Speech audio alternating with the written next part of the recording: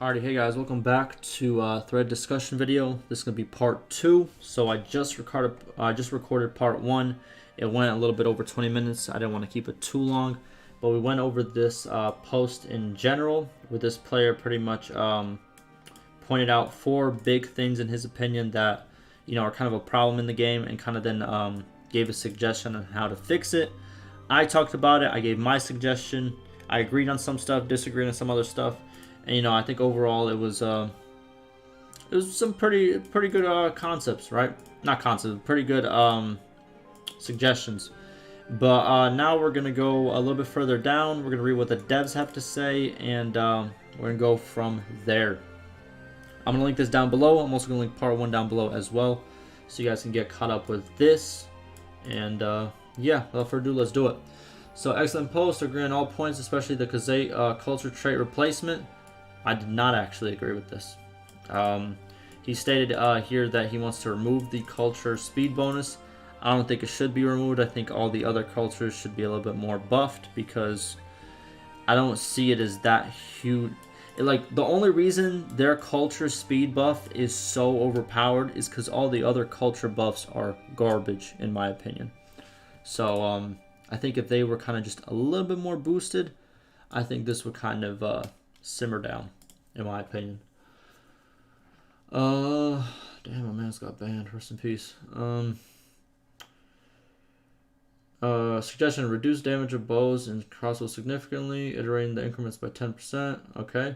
So, although I agree somewhat with that low tier archers need some damage reductions, I feel I can't overstate the lack of defense and survivability of all troops in general is much a bigger problem than archer damage. Nobody's going to have more fun if a herd of recruits kills all infantry as cavalry because the archers didn't kill them. I agree. I know exactly what you're saying, and I agree with this. So recently on stream I was playing. What I did was I literally got an army of like, I think 100 Kazate nomads, which are pretty much like the recruits of the Kazates, right? And I went into a battle with one of the Empire guys, and he had a lot of leveled up troops. He had like 78 troops, I had 100 troops, but I had all recruits. So technically, he should have still kind of, won. And it was a landslide. I won, and I only lost like 20 troops. You know what I mean? And I had all recruits. And I think that's kind of the problem he's talking about, where it doesn't really matter about the troop. Like, troops, they all kind of do. How can I explain this? Like, if it's on realistic damage, if you play on realistic damage, like, troops, regardless if they're recruits or if they're higher than that, they all die in the same way, right? If you get corner, like, if 3 recruits fight a level 30 or a level 36, not 36, let's say level 31 or a level 26, right? There's a huge chance those recruits win all the time, even though that's not how it's supposed to be, because the recruits are super low leveled. They're pretty much naked, but they can still beat that level 26 with like a pitchfork, with like 2 pitchforks and a rock. You know what I mean? Even though that guy is super heavily armored, that pitchfork shouldn't do barely anything to him, and that rock shouldn't do anything to him. That's just how the damage in the game works, and I think that needs a big look at. You know what I mean? And how armor works and stuff of that nature. And like I suggested in the part 1, where obviously reduce the damage of bows and crossbows, but I think we need units that have super heavy armor. Like, bows shouldn't do anything to them. You know what I mean? Like they should, like, there's a small chance that a bow actually does damage to those super heavily armored units, because let's say they get him like in between the arm where his armor is not there, right? But if they hit him straight where the heavy armor is, it'll do 1 or 2 damage at most. It'll be considered blunt damage, because obviously he couldn't pierce through. I think that's kind of how it should work, and it will kind of balance out the archers a little bit, because if you have super heavily armored units, you won't just get destroyed by archers, if that kind of makes sense, right? But right now, how it stands is you can have a level 31 like maxed out armor, well, shock troop. He'll still get destroyed by archers by the time he can even get to them, even though technically they shouldn't do that much damage to him. That kind of makes sense. So I do agree with this. Also, smithing, it should be ignored until if they make an NPC function. It should It should just be ignored until if they... Okay. I don't know exactly what that means. But alright, greetings. Here's the developer's response. First of all, thank you for taking the time for writing about these topics. Alright, so number 1, the archer problem. Archers have always been an important aspect of warfare. True. Although we do not think a massive balancing is needed, we are always keeping an eye on what could change and how possible changes affect the game in simulations. We'll be making further armor and balance changes within troop trees. Yeah, we definitely need armor change, like I said before.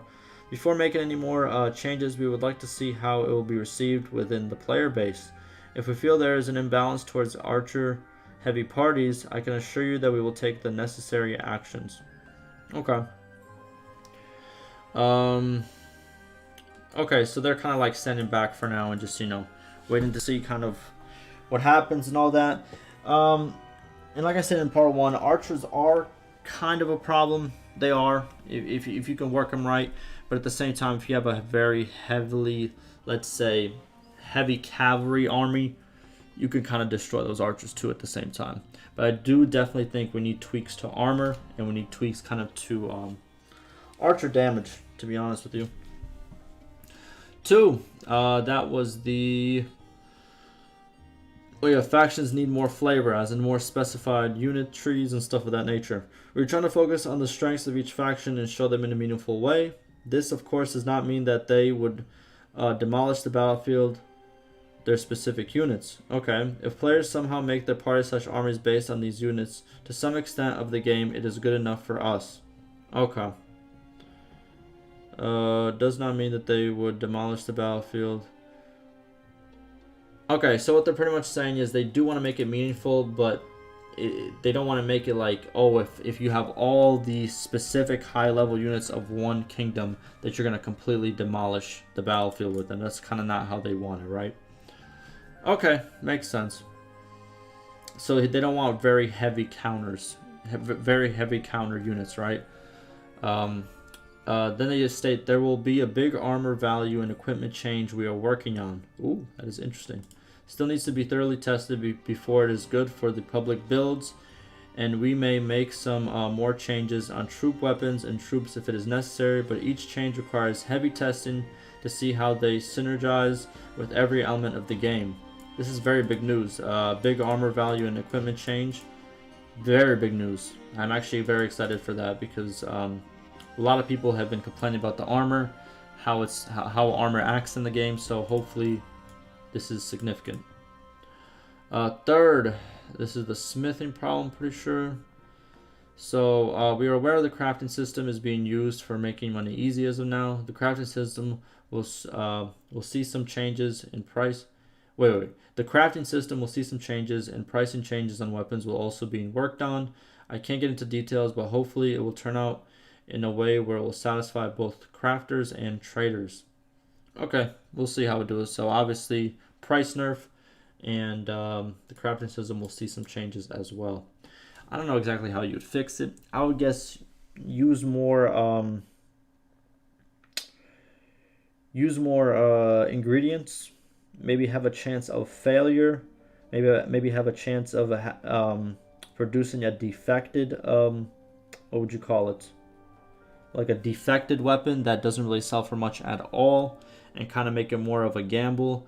Obviously, if you have a very high smithing, then it's not a gamble, but if you're just starting out with smithing, it should be a gamble, and this will kind of make it so the ramp up to the very high items is kind of slowed down because, you know what I mean, it requires more materials, which you're going to need to find in-game early on, and it's going to be a little bit harder to kind of get into it. So they kind of just need to scale it better, in my opinion. And then fourth, the Khazate problems. Khazates being Khazates being too dominant in the early stages of the game is something we know of. Our design team is doing some changes and testing to balance it out. Okay, so like pretty much in general, everything's being worked on. It's, some are about ready to come out, some are not. Some changes are going to take more testing. Obviously the armor changes. We got the crafting system changes. All of that takes time. It is what it is. Lastly, if I am going to give a more general reply, since there are more or less about the game balance, it is extremely demanding task to balance out a game with so many different aspects in it. We do not want the community to do the testing for us.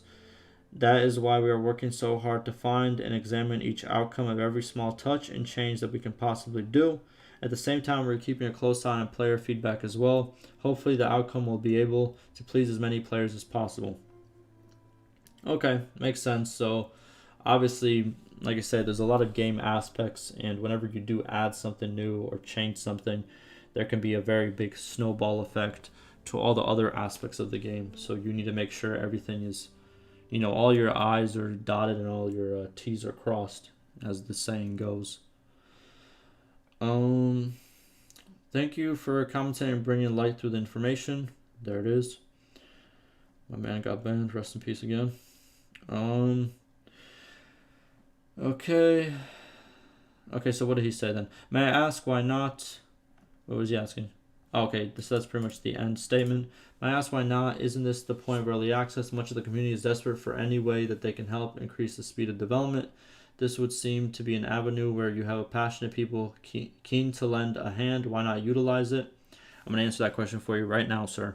So, if they would release versions of the game that are very, very, very unbalanced, as the best way I could put it, unbalanced or performance-wise not the best, people would complain and complain and complain. People already complain because we have, you know what I mean? Because even though it's an early access, every single patch is going to have problems in it. Every single patch is going to have, you know what I mean, something that kind of breaks a part of the game. There's going to be some crashes. There's going to be some performance issues. That's what happens when you introduce new things to the game. But obviously then hotfixes come. If they were to release an even more unstable version of the game, people would obviously not read the fine print, not read that, hey, this is a super unstable version of the game, and then they would go into it. They would kind of be upset with the experience because they would think, oh, well, I thought this was, why is there so many problems? Why is this so broken? Even though that's what it takes to, that's the kind of how the development process works. People would complain too much. It would be too much of a hassle. And yeah, if that kind of makes sense. I think that's the sole reason they're not doing it. He's probably not going to say that, but that's kind of, in my opinion, I think that's the truth. And should you respond, can I also ask why it does not appear that you are using lessons learned from previous titles? Granted, there are many things to balance, but weren't many similar issues encountered and overcome in some form previously? For this one, it's kind of a different game, so there's obviously different issues to face, right? And I don't know. I can't answer this one because obviously, I'm not part of the development team. All right, so let's see what they have to say. So what I meant to say is that we don't want to purely rely on the community for testing. EA should not mean that we would be able to throw community anything that comes up on our minds. Exactly. It would be risky. Here we go. Some ideas might be risky. Some might be solved with internal testing and micro tweaks. From a point of view, EA is the next step where we take the community's approval right before the feature/fix in our minds goes live. The community deserves more than being lab rats for this case. Understandable. And like he said, some ideas might be risky. That's the easy way of saying, if we put out something too crazy, if we put out something too unbalanced or too, all over the place, it's going to be risky for the player, but then again, it's going to be risky for the forums, everything else, all these posts that are going to pop up. Oh my god, I can't believe this is still broken. 10 years? Oh my god. You know what I mean? That's kind of what's going to happen. Then we have the reason that these are things that seem to work in our older titles but not in the EA is that although it may not look like some features are based on entirely different structures, although it may not look like it, some features are based on entirely different structures. Exactly, like I said, it's a different game, right? So simply putting in the approach/codes from older titles may not necessarily work out. Definitely not. Then again, there are also new structures that affects the base game or simply prevent older designs from properly working. This is not always necessarily true, but we have to act and plan like it is in order to prevent bigger problems that might hurt us in the long term. Work smart, always work smart, then work hard after that. So, yeah, I agree. Makes sense, right? Obviously, you can't just port over code from an old game to the game now because obviously there's different features. It's not just like a DLC add-on. It's kind of a whole new title. But yeah, I get what he's saying. Okay, what else do we got? What else do we got? Any more dev replies? Oh, this guy always says something. So, this makes a lot of sense. Maybe at some point an alpha version can be released for those of us willing to be lab rats. I know it was discussed having an alpha early on. Has this idea officially changed? I think it has. I don't think they're going to do an alpha, in my opinion, but I don't know. Also, if you don't mind, what areas of the games are your focus? This will help us direct questions for you, to you, that you'll be able to answer, like campaign map, AI-related issues, idea for Mexico. Okay, so he's asking the devs what he specializes in. All right, let's see what else is being said. All right, so I'm working as a game designer. I mainly work on game balance, quest design, and upcoming features/content. I do check a daily balancing issues forums every morning. The best way to reach me or my fellow employees should be writing through there.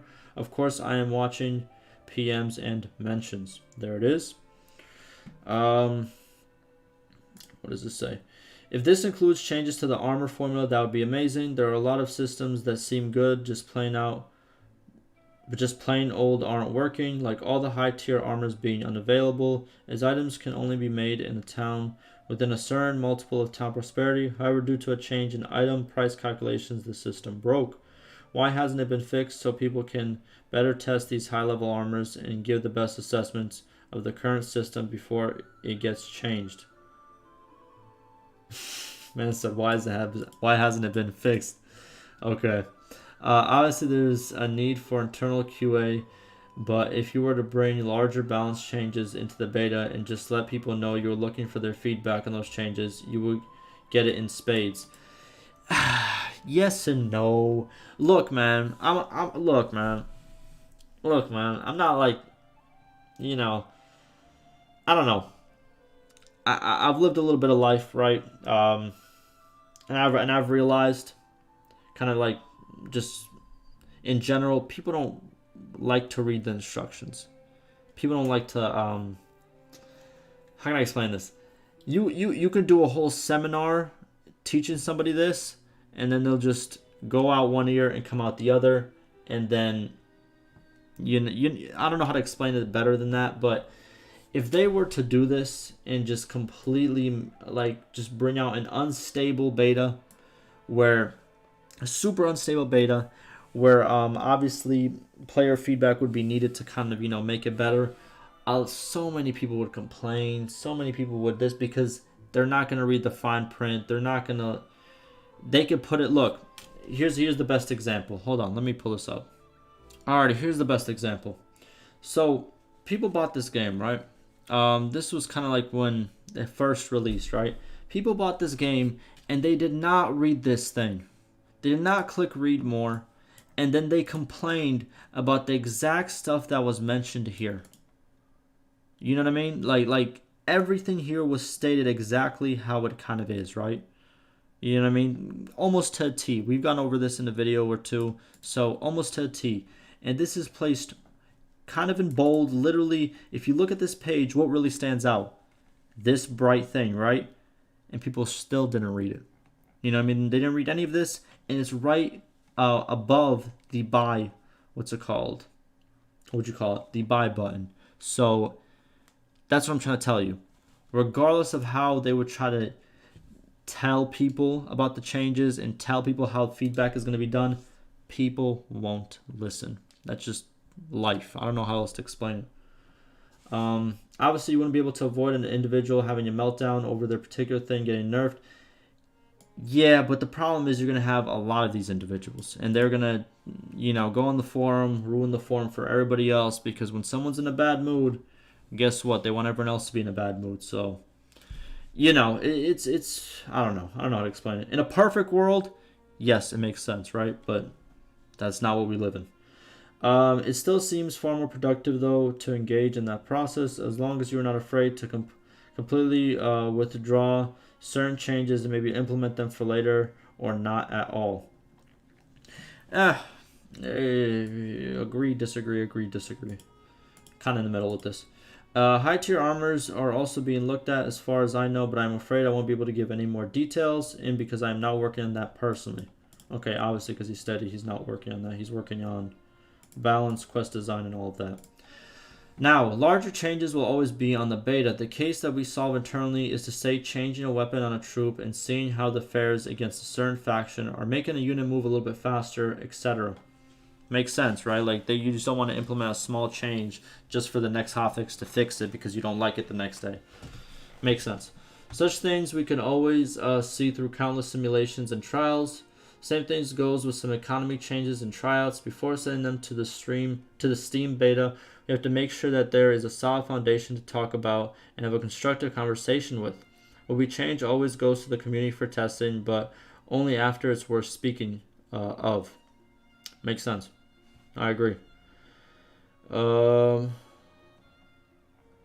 Alrighty.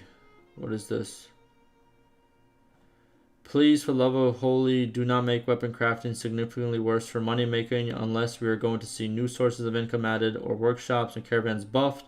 There's no reasonable source of income early to mid game.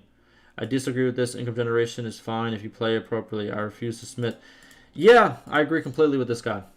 This is I like his takes. I think people, I don't know. Here's my wild take, and I don't know if everyone's gonna like it. Workshops and caravans are in a good place. That's it. I said it. What are you gonna do? I said it. You know what I mean? Workshops aren't supposed to make you thousands of dollars a day. Caravans aren't supposed to make you thousands of dollars a day.